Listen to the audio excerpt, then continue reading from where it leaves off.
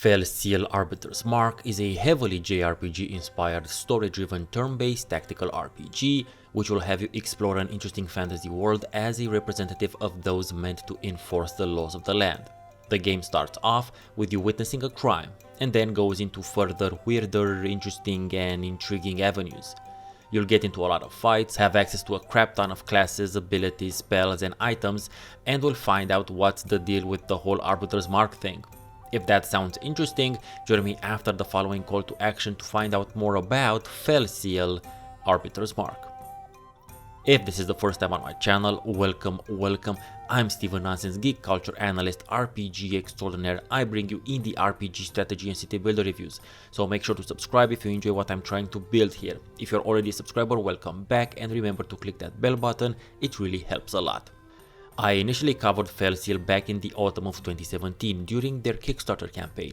The campaign was successful, and I've been following the development of the game ever since. The full game got its official release in April of 2019, and here I am 1 year later, ready to dive into it. So let's start with the graphics and art style, since this will be the first thing one notices in a game.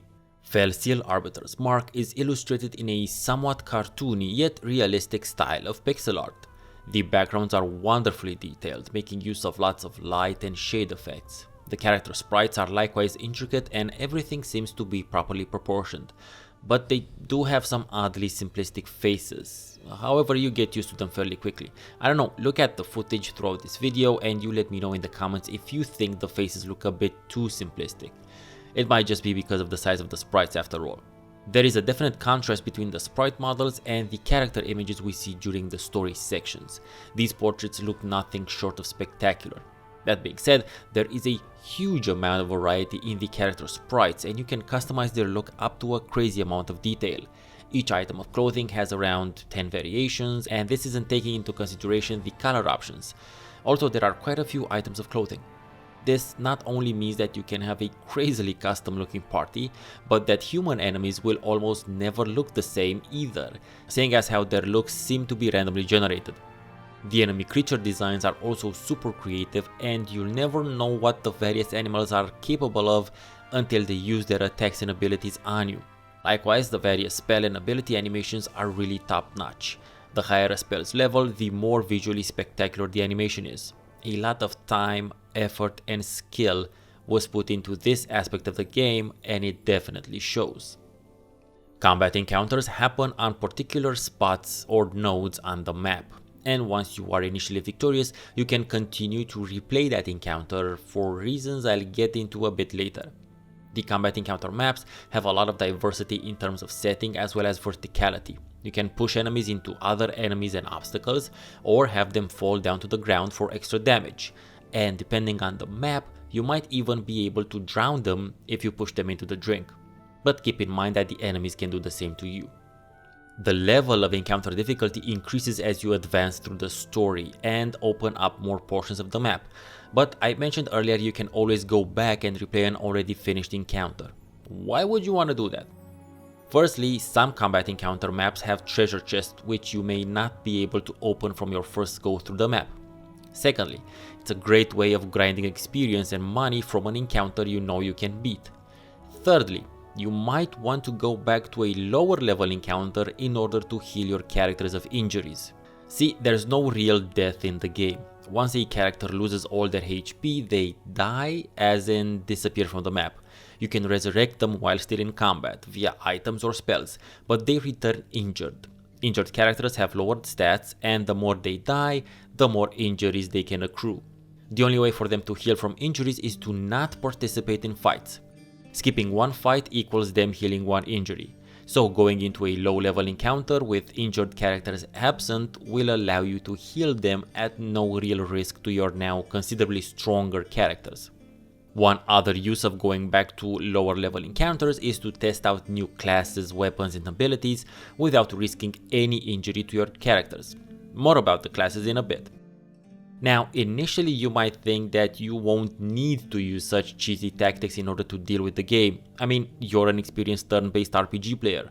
So am I. And I had to downgrade to beginner difficulty while playing because the game really pulls no punches when it comes to combat. After a couple of encounters, I had 3 characters that each had 3 injuries. Getting them healed and ready to advance through the story took a whole lot of time, even on the beginner difficulty. The feature that struck me the most, and again this might have just been my lack of experience with JRPGs in general, is the class system, or better said the multi-class system. Because Felseal does some very cool ass things with its classes and everything that branches off of them. The first odd thing it does is that it allows you to switch your character's classes. Initially, switching classes might seem a weird thing, but 2 fights in, I noticed how I needed 2 healers instead of just 1, so I had to turn one of my party into a mender, as well as whatever their initial class was. Basically, all your characters can run with 2 classes at the same time, but the main difference is that you don't advance them for the entirety of the game, as you would in a Western RPG. In Felseal, there is a clearly limited amount of abilities that you can get in any class. So once you are a master in your initial 2 classes, you can also invest in others, which you might need to use later, just like I needed a second healer at a certain point. The more you progress in your various chosen classes, your characters gain access to all manner of passive and special abilities, which you can then outfit onto them. You cannot use all of the passive bonuses and abilities from all the classes you have for any given character, but you can mix and match between your selected 2 at all times, and you can always switch these as well depending on the encounters. This makes for an insane amount of customization options when it comes to your characters and party makeup. There is quite a bit of choice when it comes to your equipment as well. Even if your characters are limited to the gear available to their active classes, there are lots of options when it comes to how you approach combat, defense, as well as your extra trinkets and such. Also, you can craft your consumable items as well, and these get automatically replenished after each combat. Now, a less stellar part of the game is that the story is super linear, which, granted, is pretty much in line with its JRPG influences. I normally have issues with linear story RPGs, but in this case, thanks to the crazy amount of customization and the fact that the story is quite interesting, I didn't really mind the linearity. While the game is story driven, it is most heavily combat focused, so you're playing this for the combat encounters anyway. That being said, as you advance through the story, you will get to find out more about this world, and that sort of exploration is always a great aspect of playing RPGs, as far as I'm concerned. The thing that the game does very well is to keep you constantly progressing. You're progressing through the story, of course, but once you're done with mastering your 2 initial classes, you aren't done.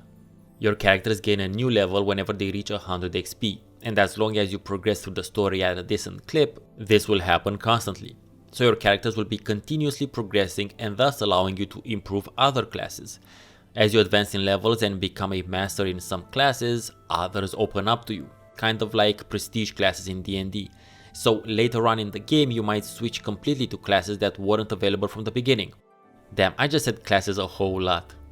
In case you're interested in other turn-based tactics role-playing games, make sure to stop by my turn-based tactics RPG playlist, which you should see on screen right about now. Felseal Arbiter's Mark definitely gets my nonsense seal of approval. The game has a crap ton of content in it already, and the developers have been active and interactive with their community since the Kickstarter. They are also planning a massive content DLC called Missions and Monsters to be released sometime in 2020, so this is a great time to get into Felseal. Let me know in the comments what you think about Felseal Arbiter's Mark. I have been Stephen Nonsense, thank you very much for watching, see you next time, and have a great rest of your day.